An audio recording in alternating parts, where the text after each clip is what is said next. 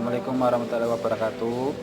Nama saya Aldi David Prasetyo, NIM 170810301214. Di sini saya akan membahas PPT saya mengenai mata kuliah seminar akuntansi, yaitu PPT saya yang berjudul Analisis Risiko pada PT CJFIT Jombang dengan Pengendalian Internal.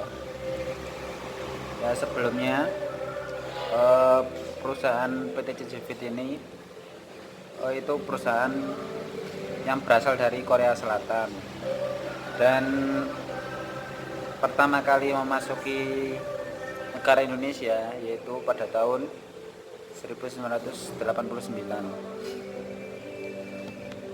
Selanjutnya pengertian pengendalian internal.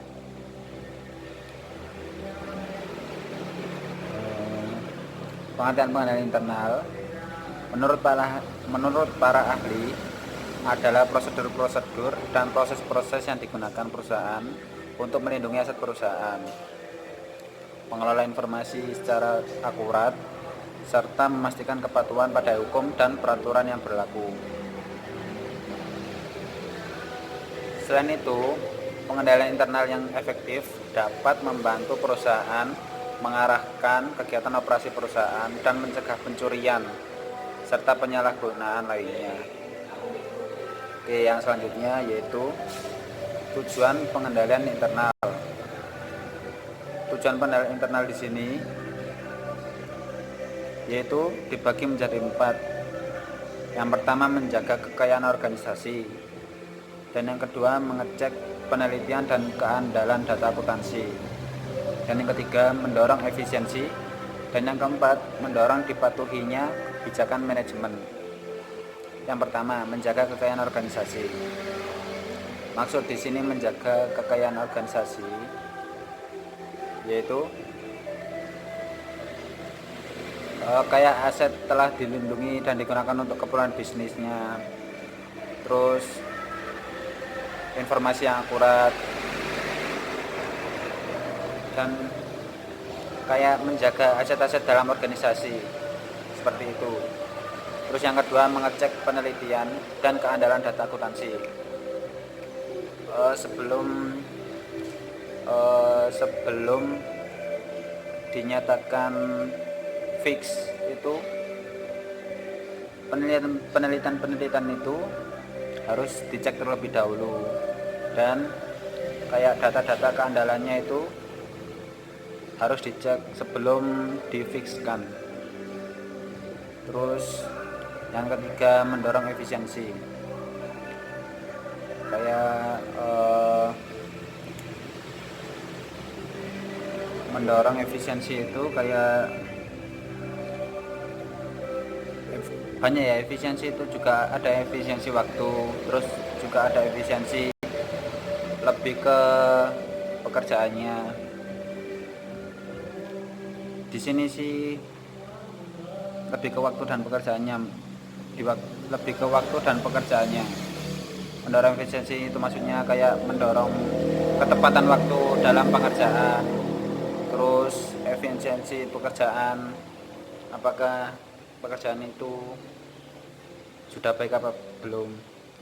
Terus yang keempat, mendorong dipatuhinya kebijakan manajemen.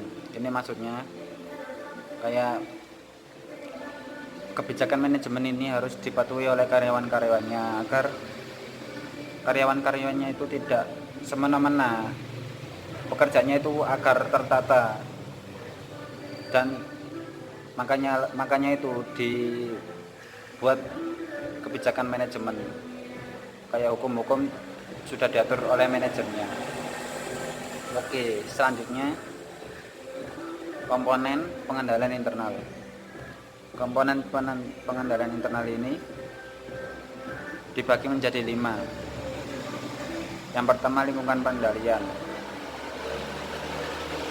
Terus yang kedua, penilaian risiko. Terus yang kedua, penilaian risiko. Yang ketiga, prosedur pengendalian internal melalui sistem akuntansi. Dan yang keempat, pengawasan. Dan yang kelima, informasi dan komunikasi. Oke, kita bahas yang pertama, lingkungan pengendalian. lingkungan pengendalian yang dimaksud di sini adalah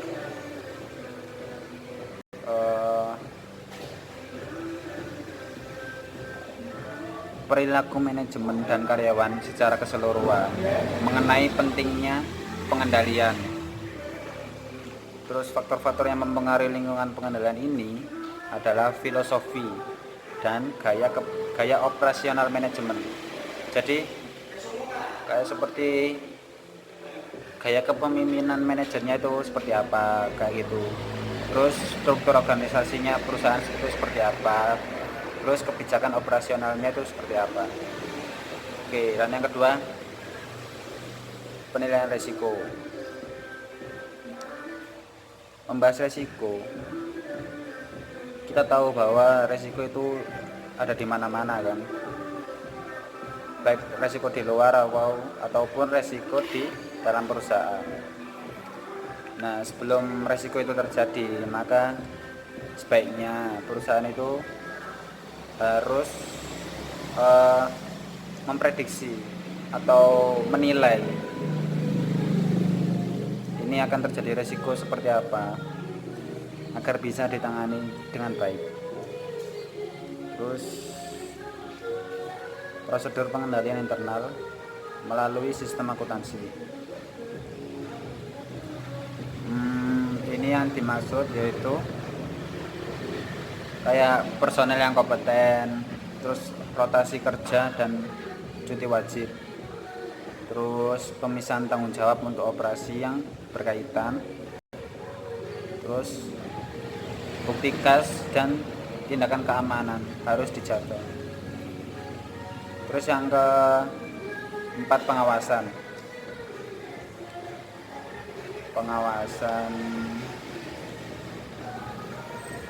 pengawasan itu mungkin lebih ke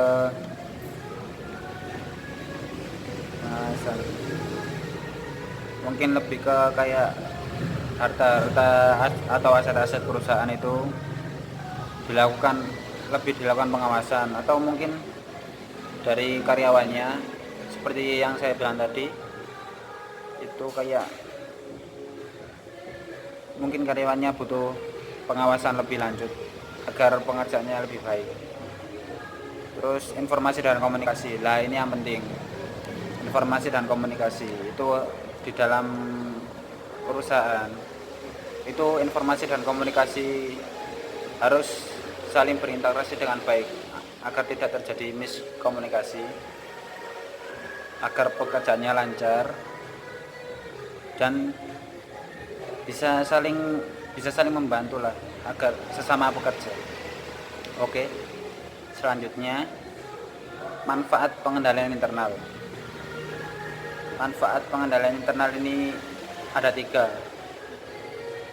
Penelitian saya ini ada 3. Yang pertama bagi perusahaan, terus yang kedua bagi mahasiswa, terus yang ketiga bagi peneliti selanjutnya. Yang pertama bagi perusahaan. Bagi perusahaan ini maksudnya dapat melindungi aset-asetnya atau harta kekayaannya. Terus dapat melindungi keuangan, penyalahgunaan aset-aset, barang-barang berharga dari pencurian, kayak gitu. Terus yang kedua bagi mahasiswa. Bagi mahasiswa itu lebih tepatnya mungkin sebagai diharapkan dapat menjadi referensi perkuliahan, terus dapat digunakan sebagai acuan untuk menambah penelitian yang selanjutnya.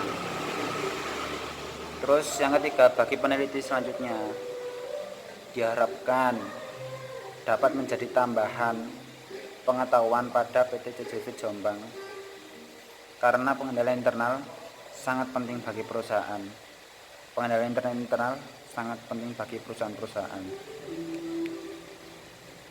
Oke, kurang lebihnya seperti itu. Ini saya masih bab 1.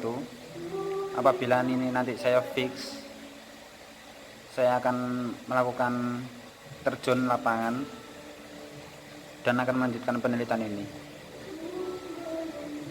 Sebelumnya sampai sini saja. Terima kasih. Wassalamualaikum warahmatullahi wabarakatuh.